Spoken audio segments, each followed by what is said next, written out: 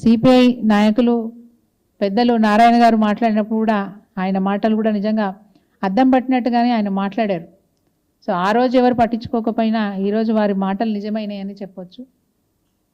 మరి ఇది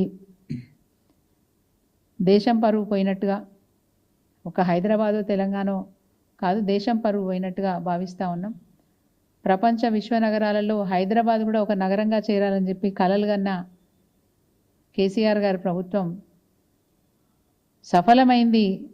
కానీ ఈరోజు మళ్ళీ ఆ ఖ్యాతిని దిగజార్చే ప్రయత్నం ఈ కాంగ్రెస్ ప్రభుత్వం చేసిందని చెప్పి భావిస్తూ తప్పకుండా ఈ విషయం మీద హెచ్ఆర్సీకి వెళ్ళి కంప్లైంట్ చేసి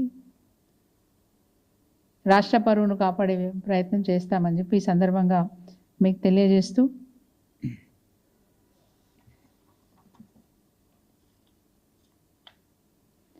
ప్రభుత్వం కూడా చాలా సింపుల్గా తప్పించుకోవచ్చు.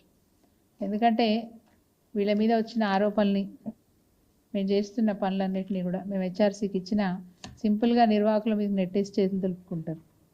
ఎవరికొరకు బాధ్యత చెప్పినాం కదా, సీఈఓకో లేకపోతే ఇంకోరి మీదనో పెడతారు, తప్పించుకునే ప్రయత్నం చేస్తారు. But will request HRC to take this issue as much as seriously to protect our nation's dignity, our state dignity, our Hyderabad city dignity. Thank you.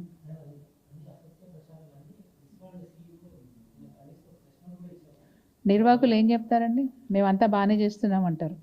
నేను వండినాను, వడ్డించినాను, తినే వాళ్ళకి చేత కాలేదని చెప్తే మనం ఏం చేయగలుగుతాం? ఇప్పుడు ఒక పార్టిసిపెంట్ ఎన్నో కళలు కానీ, 24 ఏళ్ల వయసున్న ఒక మహిళ ఎన్నో కళలతోని, ఎన్నో ఆశయాలతోని తాను స్ఫూర్తిగా నిలబడాలనే ఉద్దేశంతో నేను భారతదేశానికి వచ్చాను, ఈ పోటీలో పాల్గొంటున్నానని చెప్పి స్టేట్మెంట్ ఇచ్చారు. అట్లాంటి పోటీకి వస్తే నేను చాలా స్ఫూర్తిగా నిలబడతాను చాలామందికి అనే ఉద్దేశంతో నేను వస్తే, కానీ ఇక్కడ వ్యవహారం నాకు మొదటి నుంచి కూడా అనుమానంగానే అనిపించింది.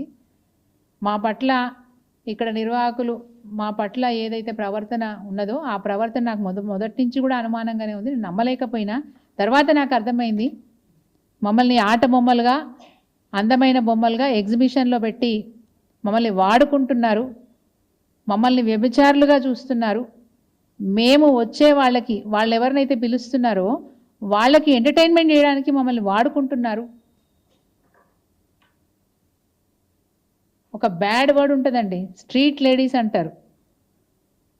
అట్లా మమ్మల్ని చూస్తున్నారనే అర్థం వచ్చేలాగా అమ్మాయి మాట్లాడిందంటే ఇంతకంటే దిగజారుడుతనం ఏముంటుంది? ఇంకా సీఈఓ చెప్పిన దానికి వాల్యూ ఏముందండి? వాల్యూ ఏముంది చెప్పండి సీఈఓ చెప్పిన దానికి? ఏ ఒక్కటైనా మీరు నిర్వహిస్తున్నామన్న రోజు నుంచి ఈ రోజు వరకు ఒక్కటైనా ఒక క్రమ పద్ధతిలో, ఒక పద్ధతిగా, ఒక గౌరవప్రదంగా, ఒక సాంప్రదాయబద్ధంగా ఉందా నేను అడుగుతా ఉన్నాను. ఇది పరువు తీసే పనులు చేసినారు కదా మీరు. అందుకే సీరియస్ యాక్షన్ ఉండాలని చెప్పి తప్పకుండా మేము హ్యూమన్ రైట్స్ కమిషన్కి వెళ్తాము. ఎందుకంటే హ్యూమన్ రైట్స్ కమిషన్ మనకు మాత్రమే వర్తించదండి, నాకు మాత్రమే వర్తించదు. ఈ రాష్ట్రంలో, ఈ దేశంలో ఉన్న మహిళా పౌరులందరికీ వర్తించే విషయం ఇది. తప్పకుండా మా పరువు నిలబెట్టుకోవడానికి, మా గౌరవాన్ని నిలబెట్టుకోవడానికి నిర్వాహకుల మీద చర్య తీసుకోవాలని చెప్పి మేము హెచ్ఆర్సీకి వెళ్ళదలుచుకున్నాం. Thank you.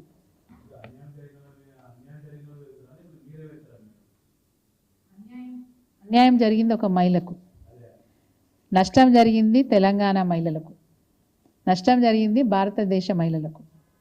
అంతే కదా? మా గౌరవం బయటికి పోతే మేము తలెత్తుకొని ఎట్లా తిరుగుతాము? మమ్మల్ని కూడా అంత చిన్న చూపు చూస్తారు కదా. వేరే దేశాల నుంచి వచ్చిన వాళ్ళని ఒక ప్రాస్టిట్యూట్గా ట్రీట్ చేసినారు అన్నప్పుడు మన దేశంలో ఉన్న వాళ్ళు బయటికి వెళ్ళినప్పుడు వాళ్ళు ఎట్లా ట్రీట్ చేస్తారు అనేది మనం ఆలోచించుకోవాల్సిన అవసరం ఉంది కదా. ప్రపంచమంతా ఈరోజు మన గురించి మాట్లాడుకుంటుంది, అదేం చిన్న విషయం కాదు. ప్రపంచ పోటీలు అంటే చిన్న విషయం కాదు, ప్రపంచమంతా చర్చించుకునే పోటీలు ఇవి. అట్లాంటి పోటీల్లో ఈరోజు ఇంత గొప్ప విషయం జరిగింది అంటే, ఇంత గొప్ప అవమానం ఒక మహిళకు, ఒక పార్టిసిపెంట్కు జరిగిందంటే మా బరువు పోయినట్టే కదా. ఆ విషయం మీద పోతాం మేము. మా ప్రయత్నం మేము చేస్తాం. కలిసి వచ్చేవాళ్ళు కలిసి వస్తూనే ఉంటారు, తప్పకుండా కలిసి వస్తారు. తప్పకుండా మహిళా లోకమంతా కూడా స్పందిస్తుందని మేము భావిస్తూ ఉన్నాం. Thank you.